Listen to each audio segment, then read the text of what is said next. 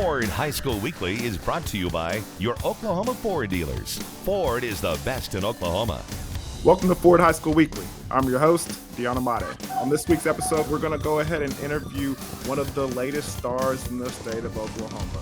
Gentry Baldwin from the Bixby Spartans is here to talk with us about basketball and so much more. Gentry, how's it going? It's going great. How are you? Not too bad, not too bad. How's the season thus far? It's been good. We've had a few hiccups so far as injuries go, but we're bouncing back and it's been good lately. All right, we'll get into all that good stuff about basketball a little later, but first and foremost, we want the viewers to get to know you as a person. So you mind if I ask you a couple of quick questions? Go for it. All right. Gentry, favorite movie, go. Mulan. This is the second time in 2 weeks that we've had a Disney movie being said. Actually, what's up with Mulan and Disney? I just love Mulan. I don't know. I've always liked it since I was little. And Mushu the dragon, he's pretty cool, and they have a good soundtrack. It's something about the soundtracks. That's the same thing that our last guest said. So you know what? Shout out to Disney, still pulling out the hits. All right. So when you're hanging out with your friends and family, what do you guys like to do? I like to go bowling. We go bowling a lot. And even like at main event with like the laser tag and all that stuff, just going out and doing stuff, or we kind of just chill and watch movies. All right. So if you're a bowler, or how competitive are you? So are you keeping up with your score? Do you know your best score, or you're just ready to you're just there to have fun? Oh, absolutely. I compete in everything. I can't help it. So we always bet push-ups basically for the lowest total and stuff. I think my top score is like 169. I think that's probably my best. But I also can have like a game where I bowl 80. So we just try and show up the best we can that day. But we definitely keep score. So what technique do you use? Do you like there's some people that actually put their fingers and they're inside the ball, or there's sometimes the people that you just use the spin technique? What kind of bowler are you? I'm definitely putting my fingers inside the ball, just throwing it as hard as I can, straight down the middle, hope for the best, and I have to kick my back leg every time. All right, that was going to be my next question. Are we kicking the back leg, or are we just trying to get it down the aisle? Absolutely. A little finesse on the end. There you go. All right, what's your favorite food? Any kind of Asian food, like sushi or like orange chicken, like any of that stuff. Really? When did has that always been your favorite, or did it come about recently? So it's been my favorite for a while, but my brother used to always take me to Panda Express. And that's kind of where it started. I used to get orange chicken and noodles every time there. And then I started expanding to like sushi and raw seafoods and stuff like that. I'm a half and half guy myself, half noodles, half fried rice. So it's just my strategy when I go up to Panda Express. I love that. I typically get double orange chicken. Like I'll get double chicken and then whatever extra. I'll get rice sometimes, or noodles. Hey, I can't knock it. I'm not mad at it. So with that being said, I normally ask this question. I mean, what's other than basketball, what's your life dream to do as far as, just an abstract thing? What's one of the things on your bucket list? A bucket list thing is definitely to travel to Greece. I've always wanted to travel and like kind of see the world because I don't think like there's just so much out there, and like staying in one place your whole life is just, I'm going 30 minutes down the road for college. So I was like, I kind of want to get out there and see things. So definitely traveling to Greece. Traveling to Greece. Any other places? I mean, you say you want to travel the world. Is there any other specific places that you have your eye on? I would love to do like mission trips in Cambodia. My friend's church, like they're going out there this summer. I can't because we have practice and training, but I would love to go to Cambodia for a mission trip. Wow, making your way around the world seems like a big goal for you. Yes. Well, when we come back, we'll talk to Gentry Baldwin about so much more basketball and how she got into the sport. We'll be right back here on Ford High School Weekly. Welcome back to Ford High School Weekly. We're talking to Gentry Baldwin from the Bixby Spartans. Now, Gentry, how did basketball kind of start for you at an early age? So it actually started in a thing we call Upward here. So it's like little tiny basketball. I started probably first grade or kindergarten. and it's like I have a green tag on my shirt and I guard the girl with the green tag, and that's kind of how that's like where we started from, and then it just kind of took off from there. What? So they upgraded from the tags? Now I remember when I was playing little YMCA basketball, we had the wristbands. Now you had the green wristband, you got to guard the kid with the other green wristband. That's kind of how ours is, but like they those would like fall off of us, or we would take it off, so they would like strap it to like our jersey almost and like velcro it shut so it couldn't come off. So what about, playing upwards basketball was really, intriguing to you at an early age?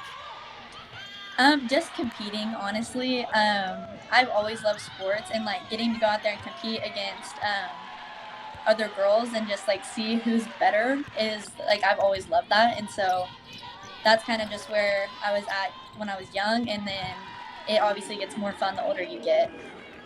So was there any strategy as far as the upward basketball where you're trying to take the tag off and match it off with the best girl so you could kind of guard her and keep her from scoring all the points? Oh, absolutely. Anytime there was like a girl that typically scored the most or was the quickest or whatever, I always wanted to be on her. And then for my team, I always wanted to be that girl that like had to have the best defender on her. But yeah, absolutely. So which one of your, siblings or parents kind of pushed you into that kind of basketball and kind of got you into it? Definitely my dad. He's really the only other person in my family that understands basketball. My sister's definitely on the soccer route, and my mom was cross country. So me and him bond a lot through basketball, and just getting to go up to the gym when we were little, like just me and him, like was a big part of why I like kept playing. So what made you believe that you could kind of upwards basketball is a very young age. A lot of kids don't, transition to that kind of the high school level because things kind of get a little serious. But what about you knew that you wanted to kind of progress and make those moves to the next level? Definitely through AAU or like a competitive ball. So our AAU team is pretty special. Like we've been together since the third grade all the way until senior year. And so just knowing that I had that basically like a family atmosphere the entire time and people who knew how to compete and an amazing coach, like I knew that this was something that one, I enjoyed playing and like doing, and like obviously I love to compete, but something that I definitely wanted to stay with. Who were some of your teammates that were on your AAU team when you were in the third grade that you still play with? So Gracie Wernley, she is my best friend, and we've played together since the third grade, and she's on our high school team also. And then Alyssa Nielsen, AAU in high school. I've actually played with Alyssa since the first grade. And then Meredith Mays is high school and AAU. And then our season just ended shortly with a couple of girls from like surrounding schools like Lincoln Christian and Holland Hall. Wow, goodness gracious. So y'all pretty Yeah, much can read each other's minds on the court at this point, huh? absolutely. It's like clockwork. Was there any other sports that you played growing up other than basketball, or was it always just, centralized sport? Soccer honestly was probably my like favorite sport, I guess, until middle school. And that was kind of like where my focus was up until middle school because my sister played it, and like basketball was fun but soccer was fun kind of thing. And then once middle school hit and it became more competitive for basketball, that's kind of where like I redirected my focus. So why did you make the decision to go for basketball instead of soccer? And so I had a long talk with my dad about it actually, and because I was pretty skilled in both, but it was kind of coming down to like what I wanted to do, and I didn't know what to choose. And he had asked me like, could you imagine yourself ever not playing basketball? And I was like, absolutely not. Like I couldn't imagine quitting basketball. And he's like, well, could you imagine yourself ever not playing soccer? And I was like, well, probably. And he was like, well, there's your answer. And I was like, works for me. Basketball it is. That's one way to make a decision. Yep. So is there a reason why you had to make a choice at that point? I know you said that it was getting pretty serious, but like, what was the kind of in detail? What was the reason why you couldn't do both anymore? So it was really the amount of work it took to kind of get where I am today. And as like, I didn't really understand that as far as like middle school went. Like, I didn't understand the amount of work it actually took to be like the best you could be. And I knew that I was going to, if I wanted to put all of my energy into one thing, that I wasn't going to be able to wait till my junior or senior year. And like all the extra work kind of needed to start like younger. And so I had to just make that decision of what am I going to put my all and my heart and all my time into at that point. And I just didn't think I would be able to do that for both. Now, we mentioned how the hard work definitely has paid off. Go ahead and tell us where you're going to be playing at the next level. I am happy to say that I'll be playing at Oral Roberts University next year. All right, so congratulations on that. I mean, playing at the Division One level is a big accomplishment. But tell us, why did you make the decision to stay home and play for ORU? So a lot of it had to do with my sister. She plays soccer at ORU. We're very family oriented, and I knew I didn't want to go anywhere that was like crazy far away. And so the fact that ORU was close was nice. And I've honestly worked for ORU since my freshman year. I had always told my mom and dad, I was like, you know, if I get that offer, no matter what year it comes, if it ever comes, I'm going to ORU. I just love the atmosphere. Religion is obviously a huge part of it. I wanted to go to a private Christian college. And then when they got their new coaches, that was probably my biggest transition. Like, we have to get this school. I was like, this is the school I want. All my directions focused on it. The coaching staff there is absolutely amazing, and they just made it feel like home from day one. And that's kind of when I knew that if I got that offer, like, we were all in. So, could you say that was your dream school? Absolutely. I've never been like overly confident in my abilities. Like, it took a lot for me to get there, like mentally, about my own confidence. And so I didn't know if Division One was going to be an option for me at that time. And but you know, dream big, and if you work hard for it, good things happen. And it all kind of just fell into place for me. So I know exactly what you mean by you have to do the work and put in the work to kind of gain the confidence and play at that next level. But what kind of helped you grow your confidence? Was it the offer, or was it the, kind of getting the attention from the college scouts, or was it somebody in particular? I would say a lot of it had to do with my teammates trusting me every game, and especially my AAU coach, Kara Wernley, knowing that she like trusted me to stay in big games, because we used to compete against the best in the country, like some of the best girls you've ever seen in your life, and it was a lot of pressure. And the fact that she like trusted me to keep me in there for those games was huge. And then my parents constantly supporting me through everything, knowing that like they're all in, so like on me, like they're all in on me, so like why would I not be all in on myself? um Continuously praying and just kind of talking it all out with God was a really big thing for me, and like reconnecting spiritually.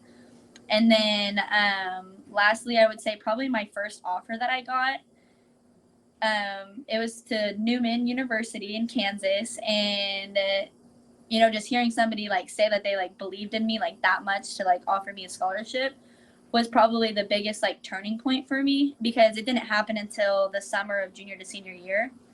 And so just knowing that like I had the ability to play at the next level, and then it was like, now what's your cap? Like, how far can you go?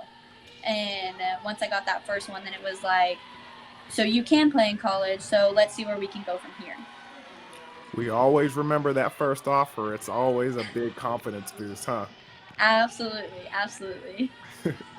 So if you're staying close to home, and I know how big you are with with the whole family thing, have you already started to connect with some of the other recruits that are going to be playing for ORU? Yeah, so actually, before I got my offer, I met a few girls at the camp. And one girl, she's from Wisconsin, and she just committed to ORU like a little bit before I did. And we connected at the camp before we even knew what like was happening, that we were both going to be going there. And so we've reached out over social media and stuff. And then another freshman coming in, Emily Robinson, me and her have been talking through Snapchat and stuff, and just getting to know each other a little bit going in as freshmen. And then I already know a couple of girls already there. Well, when we come back, we'll talk to Gentry about the upcoming basketball season, what's going on with the Bixby Spartans, and how tournament time is going. We'll be right back here on Ford High School Weekly. Welcome back to Ford High School Weekly. We're talking with Gentry Baldwin right now from the Bixby Spartans. Now, Gentry, basketball season is underway. Things have gotten off to a rocky start that you mentioned earlier. A couple of injuries for the Bixby Spartans. Talk to us about it and how you guys are progressing. So the injuries started in our own Bixby tournament. The girl I'd mentioned earlier, Meredith Mays, she's our 6'3" center, and she unfortunately went down with an ACL tear. And so that was a really big hit for us. One, emotionally, just because we've played with her for so long and it's her senior year. But another, like physically, because she's a beast down low, and we're just kind of working to rebuild her role. We've had a couple of team talks, just regrouping mentally about her not being there, and just knowing that everybody had to step up in their own way because nobody's going to replace her on our team. So we had to figure out ways where we can all add up our own abilities to try and match some of the things she did. And so we've been working a lot in practice on rebounding because Mary used to average like 14 rebounds a game.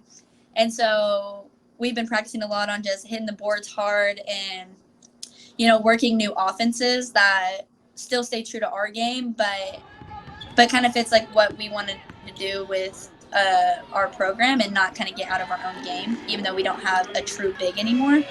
But everybody has stepped up. Everybody has done their job lately, and we lost a tough one against Lincoln Christian at the Tournament of Champions. But the way we've been practicing this year and everybody's mindset has kind of changed, and we're all kind of 100% in now. I definitely think our season's going to start coming up from here. So what do you have to do individually to kind of make up and bring up the slack? Me individually, I would say my leadership role on the team, I can definitely amp that up a little bit because she was a big leader for us also. And then as far as actually playing, being more of a scoring threat for our team and putting up big numbers every day, just making sure that people are like getting their points or getting their like assists or like whatever they need and making sure everything's flowing together. All right, so I know things haven't gone the way you guys have wanted, but going into the season, what were some goals that you had set for yourself and for your team for the end of the season? So obviously a team goal is to win a state championship. We were all kind of on the same page about that one. Knowing that it's some of our senior years, it's like this is the last chance, and the last 2 years have been so close but not quite. And so definitely a state championship. And then individual goals for myself, I would definitely say for me is like be averaging around 13 to 14 points a game would be really big for our team and big for myself. And then keeping my assists into like, I would like my assist to turnover ratio to be around a 2, and keeping my assists averaging around like 6 to 7. That's kind of my individual goal. But definitely state championship for the team, and that goes along with having a solid conference, winning regionals, area, all the steps before that. Well, it seems like you guys are well on your way. I mean, those team meetings can kind of be intense. And again, sorry for the loss of your center. I know it's sad when it's your senior year, but it seems like you guys got things handled over there. Absolutely. We're just trying to bounce back and stay positive. That's kind of our little team motto is just like speak positive, be positive, come into practice with a good mindset, and good things will happen. Well, I hope good things continue to happen for you guys over there with the Bixby Spartans, and good luck with the rest of the season. Thank you so much, and thank you for having me. Up next, we'll remember Brian Harvey. He was a longtime soccer coach at OCU and brought his insight, experience, and wit to YurView's high school soccer telecasts.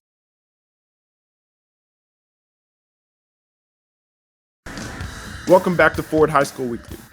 YurView lost a beloved contributor when Brian Harvey passed away January 13th. Born in Liverpool, England, he played and coached professional soccer all over the world.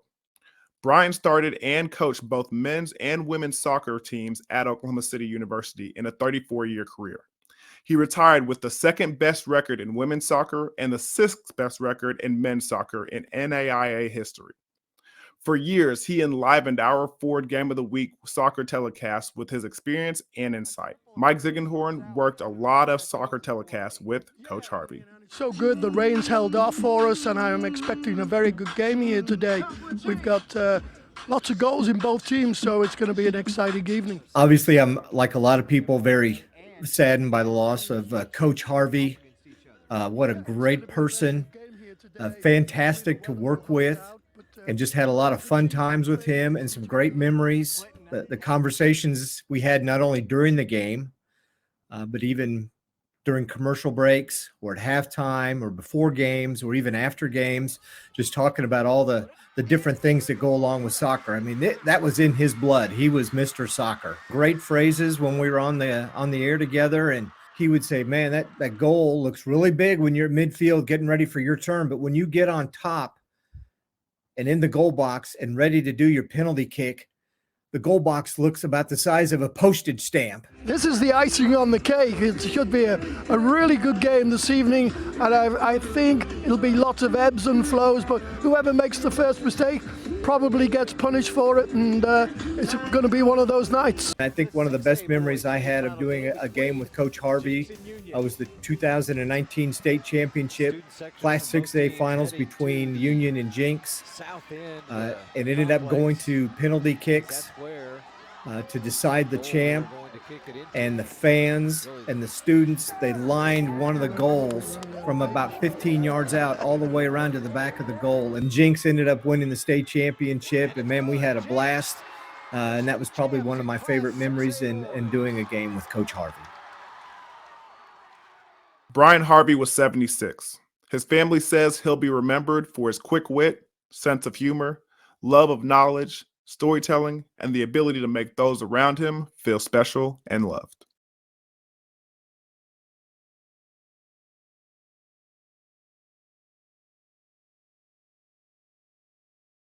Thank you to Mike Ziegenhorn for sharing his memories of Brian Harvey. Remember, guys, only the best in Oklahoma, like Gentry Baldwin from Bixby, make it to Ford High School Weekly. So until next time, thank you for watching, and I'm Deon Amade. Ford High School Weekly has been brought to you by your Oklahoma Ford dealers. Ford is the best in Oklahoma.